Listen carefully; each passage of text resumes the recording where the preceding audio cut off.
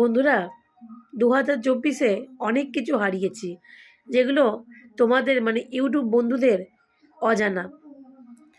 আমার শ্বশুরমশাইকে আমি হারিয়েছি, সেটা জানি না তোমরা জানো কি না। শ্বশুরমশাইকে হারানোর পর সবাই ভেঙে পড়েছিলাম। আস্তে আস্তে যখন নিজেদের সামলে উঠছি, সেই টাইমে আমার গোলু আমাকে ছেড়ে চলে গেছে।